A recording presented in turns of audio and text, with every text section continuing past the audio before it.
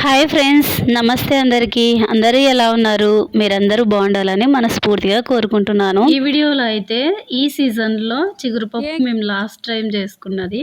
Summer అనగానే అనుపాగంగా గుర్తుకొచ్చేది పప్పు ఏదైనా కానీ అన్నంలోకి చిగురుపప్పు మాత్రమే. మామిడికాయ పచ్చడి, చిగురుపప్పు.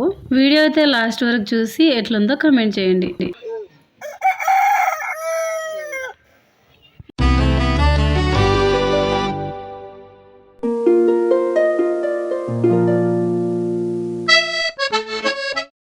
ఆర్గానిక్గా ఏదైనా పండుతుంది అంటే చింత చిగురు, చింతపండు అని నేను అనుకుంటున్నాను. మీకు ఏదైనా తెలిసి ఉంటే ఇంకా కమెంట్ చేయండి.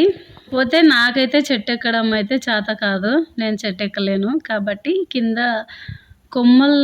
కొమ్మలకున్న చిగురును అందుకొని కోస్తా ఉన్నాను. చిగురు చెట్టంతా తిరిగి చూసినా కానీ పిరికెడు కాదు. ఎలాగో అలాగా ఈరోజు పప్పుకైతే సరిపోయేమైనా కోసుకున్నాను. చిగురు చెట్టెక్కే వాళ్ళ పరిస్థితి చూస్తే మాత్రం చెట్టు పైన ఉన్న వాళ్ళు ఏమో కానీ కింద ఉన్న వాళ్ళకి బాగా కనిపిస్తుంటుంది చిగురు. అక్కడ ఉంది చూడు, ఇక్కడ ఉందని రన్నింగ్ కామెంటరీ మాత్రం చేస్తూనే ఉంటారు. ఇంకా చిగురు విషయానికి వస్తే లేత చిగురులు అయితే బాగుంటుంది, లేత ఆకులు అయితే బాగుంటాయి. ముదిరి ఆకులు అయితే బాగుండదు పప్పుకి. ఇంకా చిగురు పప్పు అయితే మాత్రం పుల్లగా చాలా బాగుంటుంది. దాంట్లోకి మామిడికాయ పచ్చడి అంటే మామిడికాయ నిల్వ పచ్చడి కాకుండా తొక్కు రూపంలో చేసే తొక్కు పచ్చడి అయితేనే బాగుంటుంది. రోట్లో వేసి దంచేది. ఇప్పుడు కోసేది మాత్రం ఇంకా లాస్ట్ టైం అనే చెప్పాలి. ఇంకా తర్వాత అంతా పల్లాకి అయిపోతుంది, ఉండదు.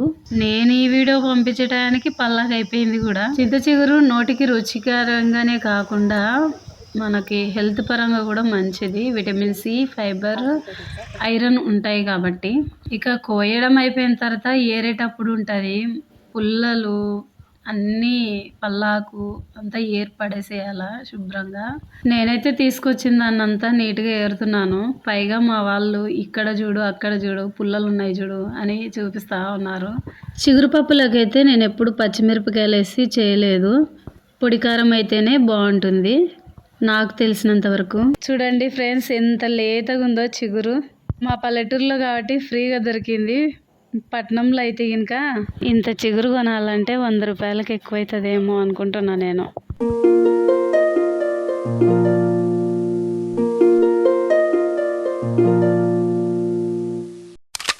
ఇంకా పప్పు విషయానికి వస్తే ఫస్ట్ ఎసురు కాగనిచ్చి ఎసట్లో కందిపప్పు కడిగినది వేసేయాలి. తర్వాత ఉల్లిగడ్డలు, పసుపు వేసి కొంచెం ఉడికించాలి, బేళ్ళు ఉడికే వరకు. కందిపప్పు ఎంబడి చింత చిగురు వేయకూడదు, పులుపుకు ఉడకదు, బేళ్ళు ఉడకవు. చిగురుతో పాటు ఉల్లిగడ్డ వేసి ఉడికిస్తే ఇంకా బాగుంటుంది. నేనైతే ముందే వేసేసినాను.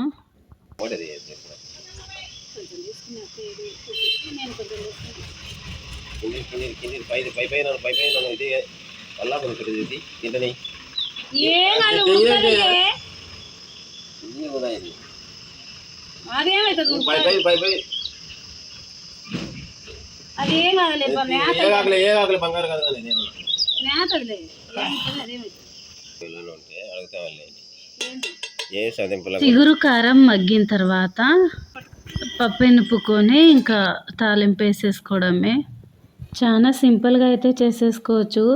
తెలిసిన వాళ్ళ కోసం కాదు కానీ తెలియని వాళ్ళ కోసం చెప్తున్నాను. నేనైతే ఇట్లా చేస్తా.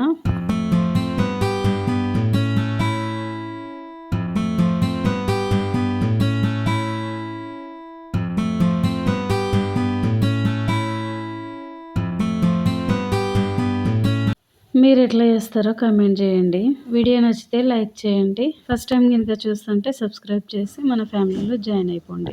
ఈ పప్పు కారంతో అయితే నోరు బాగాలేదు, ఒక్క ముద్ద కూడా తినలేం అనే వాళ్ళు కూడా ప్లేట్ అయిపోగొట్టేస్తారు, అంత బాగుంటుంది. ట్రై చేసి ఎట్లా వచ్చిందో కామెంట్ చేయండి.